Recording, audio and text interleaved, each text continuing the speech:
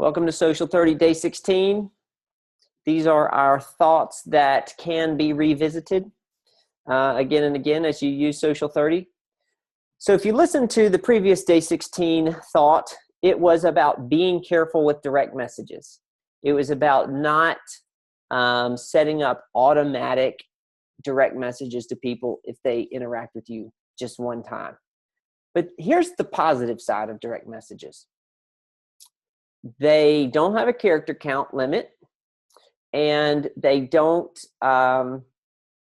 involve exchanging phone numbers, So what you can do is, if you are having a back and forth conversation with somebody on Twitter and you're tweeting each other, ask them, hey, do you mind if I direct message you, or do you mind if we switch the conversation to DM so you actually have room to talk? Because as you know, tweets can only be 140 characters, and if you're putting somebody's Twitter handle in there, then you can subtract 15 characters from that, because it's going to take those characters away to put their name in it. So keep that in mind, that DMs could be a good place to take the conversation, but only after you've had a real conversation with somebody.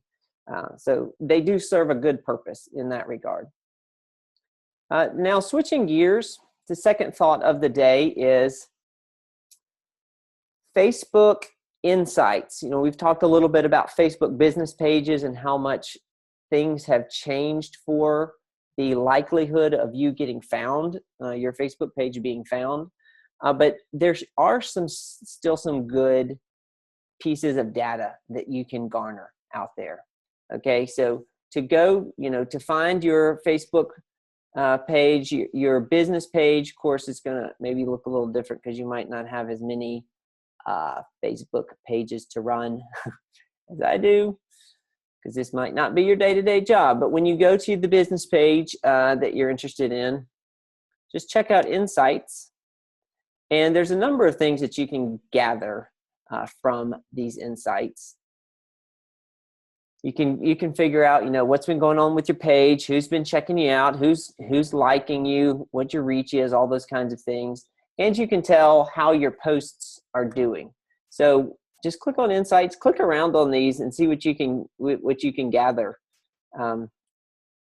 There's some interesting demographic stuff in here regarding the people who follow you, and you can tell exactly what's going on with your posts. So spend some time checking that out. One thing I will point this out is not as much demographic information on Facebook as there are on Twitter. But one thing that's pretty interesting is you can tell the gender of your fans and the age brackets of your fans, and then some location.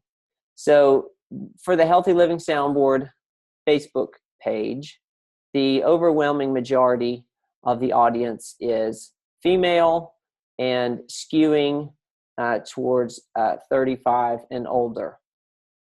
So that means I know, just from an information standpoint, without making wrong assumptions, that I need to be talking about busy moms on the go, keeping their families healthy and feeding them in today's fast food culture. I can be talking about nutrition during pregnancy. I can be talking about fitness as you age, particularly as it applies to women. So, you can make some safe assumptions there based on what your audience demographics are telling you. And then, of course, location can be interesting if you're trying to build a business internationally. So check that out.